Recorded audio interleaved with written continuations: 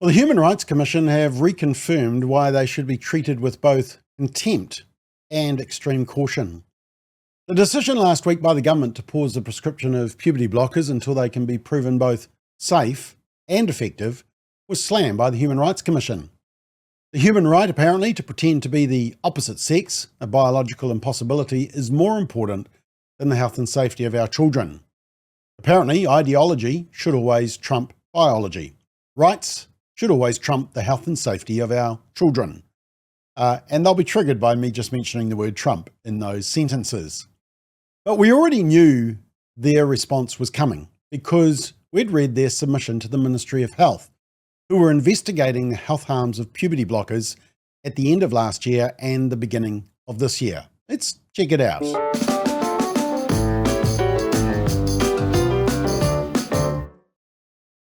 So let's have a quick read of the human rights submission that they made at the beginning of this year. And they say the Commission urges all actors to ensure they're working to promote children's best interests and to limit harm to children in decision-making about process and about substance. Best interests, limit harm. Well, exactly. Telling children they can change their sex is not in their best interests. It will do them harm. We suggest the ministry undertake further targeted safe consultation with transgender people, including transgender children. Well, this is a medical issue.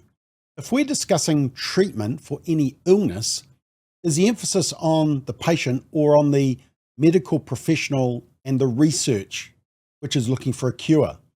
We already know that transgender children will be struggling with mental health issues. Even activists admit that. Medical decisions should be primarily grounded in scientific and medical research.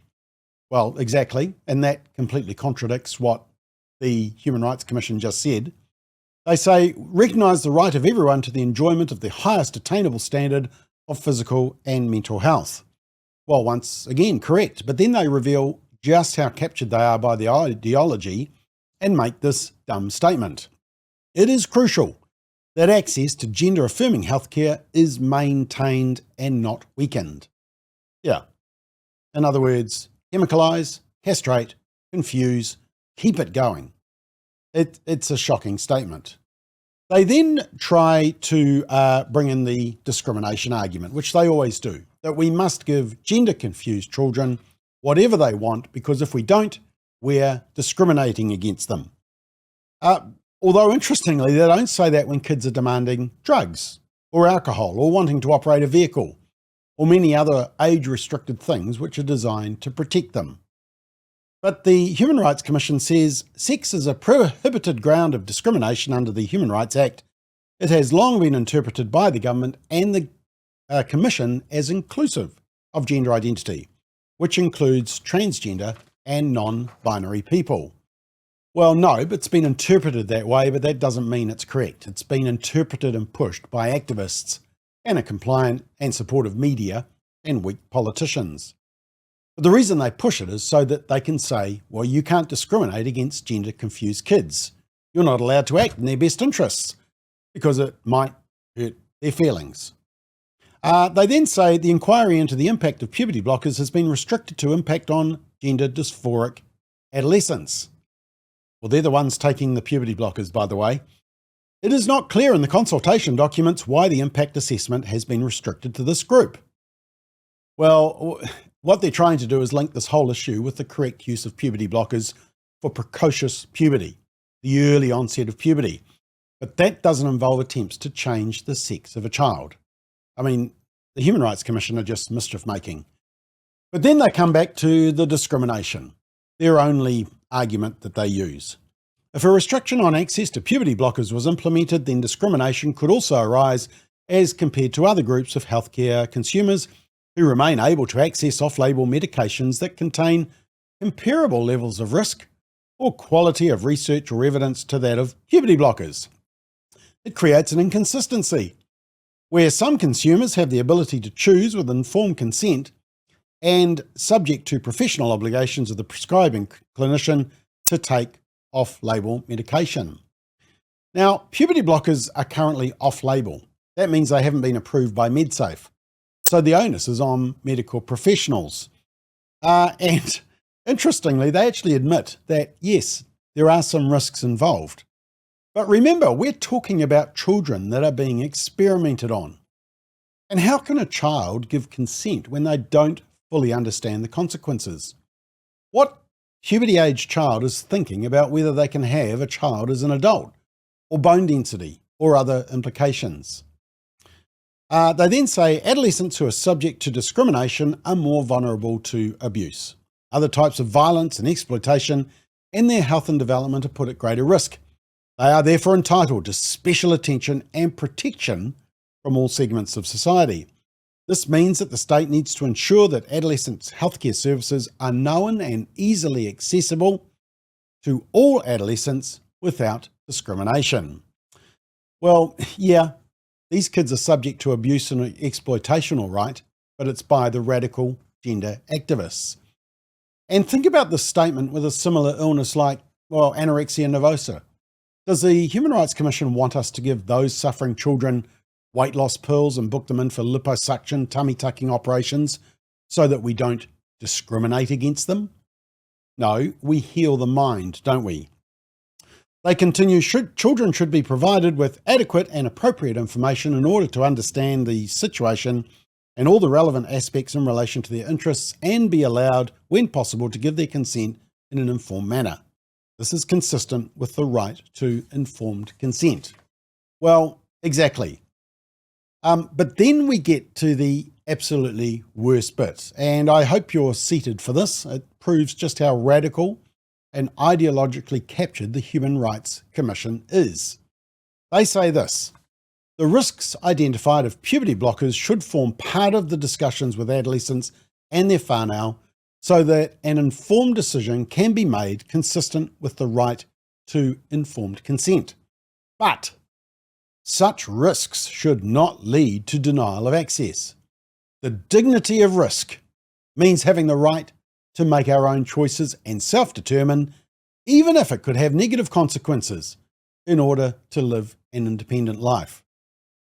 I mean, just look at that. Risks should not lead to denial of access, even if it could have negative consequences. An independent life.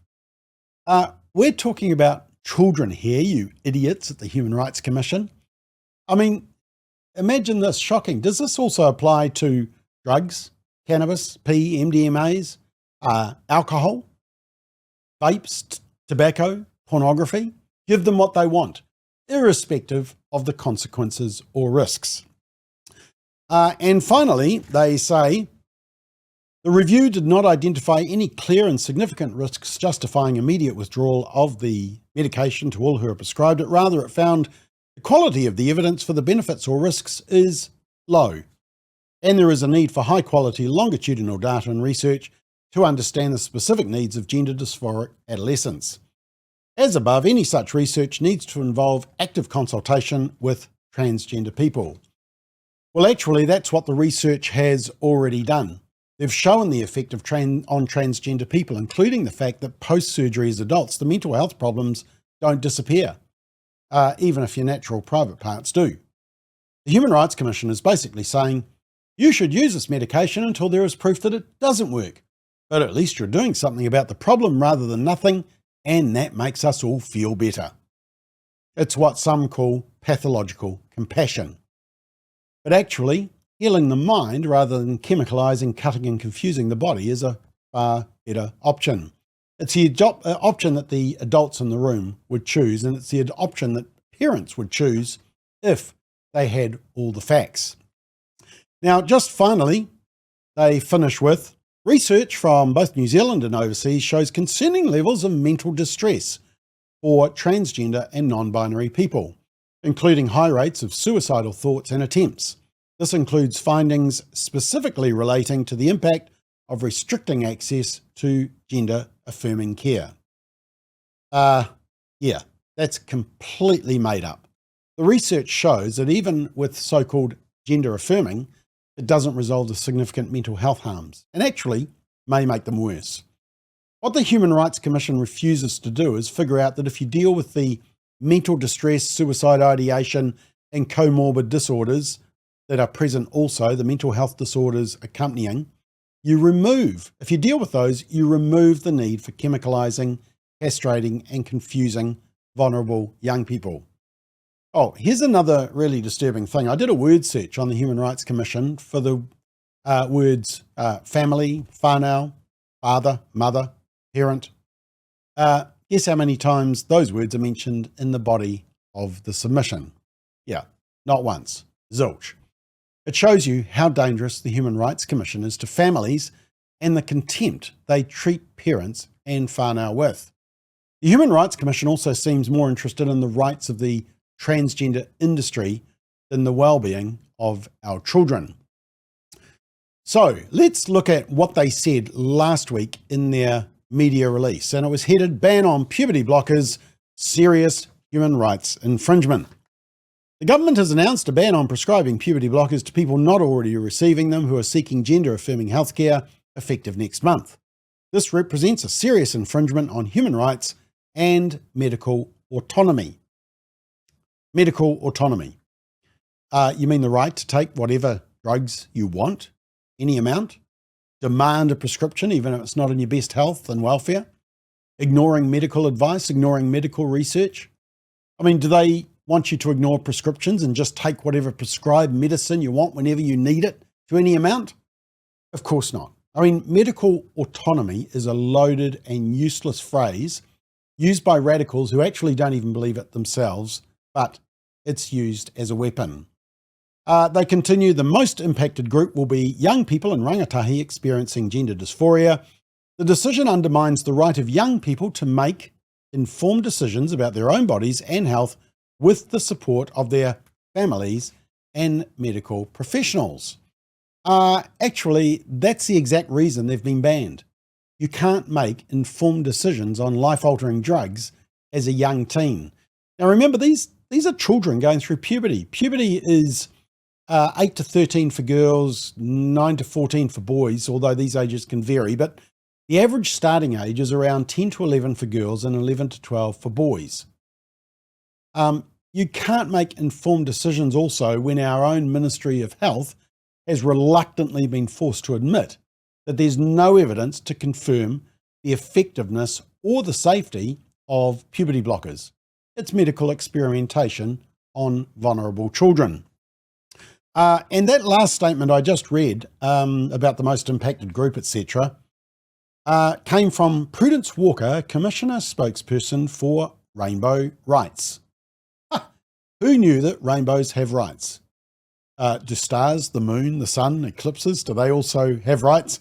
Anyway, the media release says the right to health is protected under multiple international human rights treaties and includes non-discriminatory access to medical treatment. Puberty blockers are an established life-saving treatment for gender dysphoria. Well, that is a complete lie. There is not a shred of evidence that it saves lives. It locks most children who start on puberty blockers into then taking cross-sex hormones and then cutting of healthy body parts. But the research shows that suicide ideation and mental harm continues and can be even greater after the so-called treatment. It then continues, the media release continues, young trans people already prescribed this medication will continue to be able to access it. Walker says this ban denies access to essential healthcare for many trans youth. It is a clear breach of their human rights and will cause unnecessary harm and distress to vulnerable young people. Well, no, it's telling children that they can choose their sex, which is causing unnecessary harm and distress. And what is the real appropriate response to harm and distress?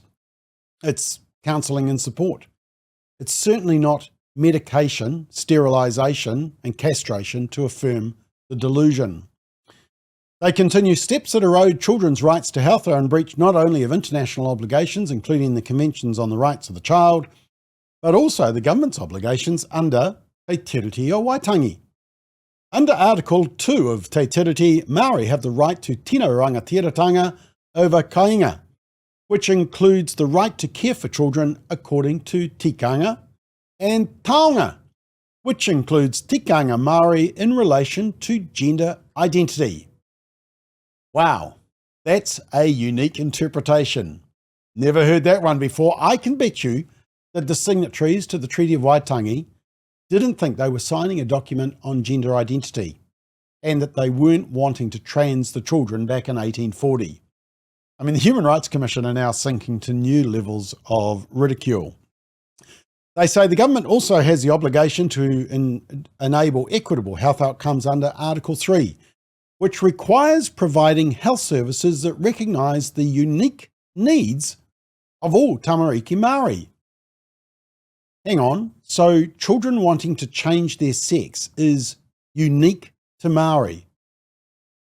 Wow, bet you didn't know that. No, nobody knew that because the Human Rights Commission made it up. And finally, they get real desperate.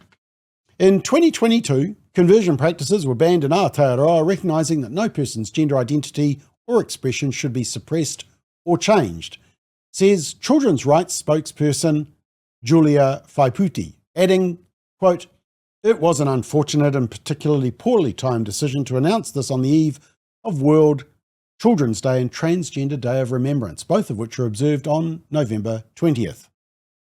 Yes, there's nothing better than celebrating the chemicalising, castration, sterilisation and confusion of vulnerable children."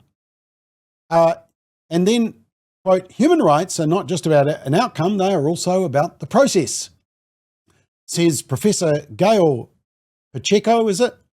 Commissioner spokesperson for gender equality. So we now have a spokesperson for rainbow rights, a spokesperson for children's rights, a spokesperson for gender equality, although they probably can't define what a woman is. All three spokespersons grifting off the taxpayer to push their own radical worldview, paid for by you. Yes, what an utter waste of your hard-earned income tax. On both aspects, the media release says this move demonstrates a lack of care and empathy for trans young people in Aotearoa. As set out in the Commission submission earlier this year, which we just read, the consultation process was flawed and inappropriate. Unsurprisingly, so was the outcome.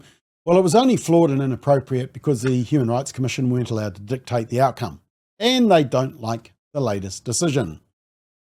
It then says the Human Rights Commission urges the government to ensure that trans youth have access to the comprehensive medical care they need without fear of discrimination or unfair treatment. Well, yes, they are entitled to that. It's called counselling, healing of the mind rather than cutting of the body. The Human Rights Commission can receive complaints about conversion practices and about discrimination on the ground of sex, including gender identity, gender expression, and innate variations of sex characteristics. Yes, they have to generate some work somehow to justify their existence. But the reason they say this is because the $2.25 million taxpayer-funded complaint centre set up by the Human Rights Commission for receiving complaints about conversion therapy has been sitting on their chair, twiddling their thumbs, and they've struggled to obtain any formal complaints about the use of conversion therapy in the 3 years since the new law was passed. They haven't referred a single complaint to the police since the law took effect. The taxpayer, via the Human Rights Commission, has wasted $2.2 million looking for a solution to a problem that doesn't exist. But what the politicians and activist groups have done is make it difficult for parents, counsellors and therapists to support troubled adolescents who identify as trans and gender diverse, and difficult for individuals who are dealing with unwanted sexuality and gender issues to get support. Here's the other thing though. The Human Rights Commission are not interested in Zara. They don't want to hear detransitioner Zara's views and her experience of puberty blockers. In fact, they've admitted in Official Information Act requests that they have had no dialogue, no interest in people going in the opposite direction back to their biological sex. The human rights of people like Zara don't count to the so-called Human Rights Commission. Look, the government should do us all a massive favour and scrap the Human Rights Commission, at least to put them out of their own misery and confusion.